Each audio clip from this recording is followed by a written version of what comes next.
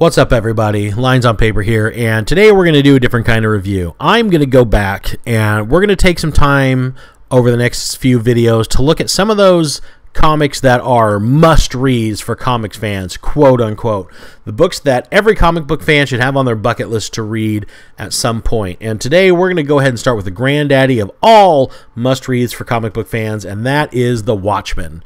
Before we dive deep into this review, let's go ahead and take a look at my latest comic, Malevolent Rising, issue number 3. We'll be hitting its second chance crowdfunding August 14th. 2020. So please think about checking that out, backing the comic. There'll be a chance to get issues 1 and 2 or a collected edition of 1 and 2.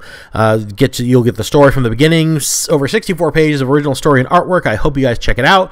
Now back to the review. The Watchmen by Alan Moore and Dave Gibbons was published in 1986 by DC Comics and is the story of a superhero team known as the Watchmen who have to come together and investigate the murder of one of their own. And this is a heavy story to unpack, and we're going to do a very fast-forward review of it, and we'll try to stay away from as many spoilers as we can, but let's just say minor spoiler alert just in case. This is a very complex story involving very flawed characters. We get a lot of world building. There's just a lot to unpack in the story, so let's just go ahead and hit the basics. So this story begins with the brutal murder of an old superhero named the Comedian in his own apartment. That murder is quickly investigated by Rorschach, a lone vigilante and former teammate of the Comedian. Now, it's important to say at this point that superheroes have existed in this world since about the 1930s, but in the last few years before this story takes place, the American government, led by President Richard Nixon in his third term of office in this very dystopian alternate version of 1980s America, has signed legislation to make superheroes, masked vigilantes, illegal. So when we meet Rorschach, he's very much operating outside the law as he begins to investigate this murder. And he comes to the conclusion that somebody or something is gunning for his old team, the Watchmen. So the first thing he does is he rounds out the surviving members of the Watchmen so that they can try to get to the bottom of what took out their teammate. Now, the first part of this story, the first act really, is a lot about the superheroes coming together over the death of their former teammate, and through that process, we kind of get to see an insight into the Comedian's past and into his life. And one of the things you learn is that the Comedian was a brutal character. He was a superhero, but he was not a four-color all-American hero. He was a man who inflicted a lot of pain on people and seemed to enjoy it. He had about Punisher-level respect for human life, and he really just cut a bloody path through his years on this earth. And we get to see a lot of this unfold through the characters reliving and reminiscing about their individual encounters with the Comedian, their individual team-ups with him, how he interacted with them on the team. And through that, we not only get a lot of insight in the Comedian, but it's a good way to learn about the characters involved in the story. We learn a lot about what their motivations are, kind of where they stand in this entire storyline, and all of this leads up to the reveal of there's a greater conspiracy behind the death of their teammate. As they dig into this mystery, they start getting opened up to this wider world of deceit and betrayal that's being revealed to them, and ultimately all these roads lead to a confrontation with one of their own, and leading into one of the, in my opinion, best final acts in all of comics. The reveal of the villain, what he did, why he did it, how he did it, is brilliant writing. It is not your typical comic book supervillain. This is a dangerous individual who has very complex motivations and a very good reason to do what he is doing. And when the heroes come, this isn't a we're going to come fight and save the world type of situation. That's one of the things that makes this villain so brilliant. They hit him, he explains their whole plan, does this classic comic book supervillain monologue, and then he ends it with, "But my plan was complete 30 minutes ago, otherwise I wouldn't be talking to you." Such a great moment, such great writing by Alan Moore. that's just a tip of the iceberg of this book that provides us with such wonderful world building. This book takes you through the 1930s, the beginning of the superhero age, where we learn that superheroes were mostly police or concerned citizens that were just putting on masks and trying to do good and concerned about their families and their private lives being intruded by organized crime and all the things that they were going up against. And the comedian is a young, fresh-faced superhero when this is all beginning, and then he's an elder statesman of the modern superhero community. So he kind of is the tool that the writer uses to bridge the gap between the heroes of the past and the heroes of now, and you can see the changes almost through his perspective, because you see him joining the original team of Watchmen and experiencing all this world for the first time, and now it's come around. He's older, he's cynical, he's seen it all, and he's still a part of it, and he's bringing these new characters, not really bringing the characters into it, but he's who, through the tool that's used to introduce these new characters to us. And it's really a great way to do it. And all of the characters in the Watchmen are so well-defined, so fleshed out. Rorschach, for instance, who's, in my opinion, one of the main point of view characters of the story. He is an incredibly complex character. He's strong, he's smart, he's capable, but he is an incredibly flawed individual. He sees everything through an intense filter of black and white. He's leaning towards a very strong conservative bent. He does not like homosexuality. He views that to be wrong and immoral. Crime is just something that's not to be tolerated in his opinion. But at the same time, he is a brilliant detective who, through the filter of his incredibly traumatic and messed up life, has developed these skills to be able to just snuff out crime and to really perceive the world around him.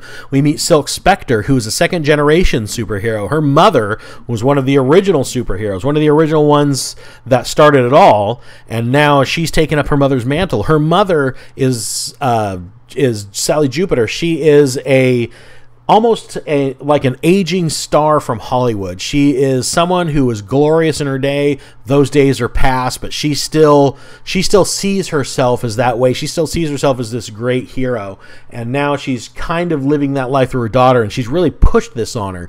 And that's something that plays into the psychology of Silk Spectre, who ultimately, as a young girl, is seduced by and falls in love with and ultimately marries Dr. Manhattan, which is this world's Superman. He is the big, powerful guy on the block, the only one that has real superpowers, and his superpowers are godlike.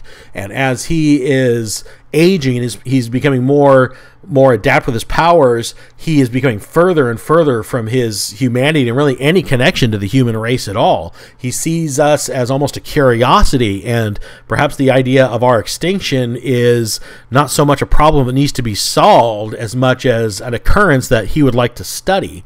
And this leads Silk Spectre kind of away from him and into a more lurid affair with one of their other teammates, the Night Owl, who is another aging superhero, kind of a Batman / Blue Beetle type gadgeteer hero. Definitely sees the world with a bit more optimism. He would be considered, I would say, the heart of the team. But his day is over, and he's, out of all the Watchmen, he's the one that accepted it. He's living the retired life. He's a bit out of shape, but he's always had a thing for Silk Spectre. And so when she comes calling, that's really what brings him back into that world and what gets him back into the idea of crime fighting and the thrill of it and the thrill of putting on the costume and fighting these villains. So do I recommend The Watchmen? I would definitely recommend The Watchmen. I do think it's a must read. And one of the reasons I say that is if you look at modern comics today, so many writers are just trying to write The Watchmen, this deconstruction of superheroes. This is where it started. So if you see this book and you're approaching it for the first time today, some of the things in the story may even seem cliche or tropey by today's standards, but you have to look at it as this is where it started. All the things that you've seen that you're calling back to started with this book. This is the one that really successfully took the superhero, deconstructed, I hate to use that word so much, but that's really what it is, deconstructed what the superhero is, what it means, really what that life is going to be like, and not only that, the psychology of the kind of person it would take to become superhero in any world, our world, their world, the Marvel universe, DC universe, and it's a fascinating, interesting story,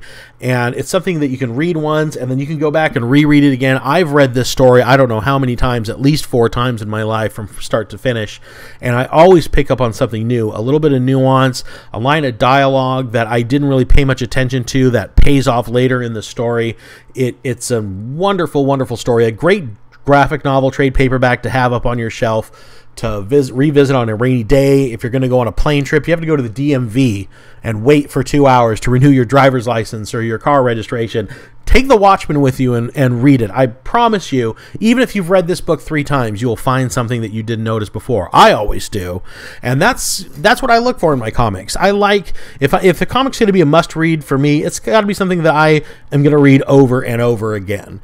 And I'm going to get enjoyment from it. And all this talk about the artwork, I feel like I have given a disservice to or all this talk about the story, I've given a disservice to the artwork in this book. Dave Gibbons does an amazing job bringing these characters to life. They're expressive, they're relatable, they look like real people, but at the same time, they're still dynamic and engaging like a comic book character should be.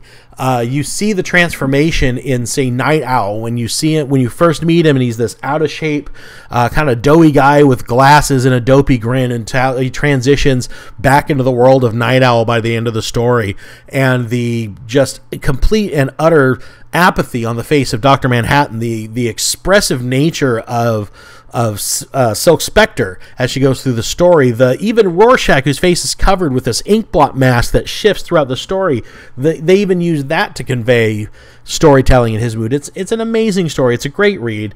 Definitely lives up to his hype as one of the top reads of comic book history. So, but thank you for putting up with my rants and love of the Watchmen. I will revisit another book from the past that is considered a must-read for comic book fans. I hope you'll check that video out. I hope you enjoyed this one. I'm so glad you took the opportunity to sit and discuss comics with me.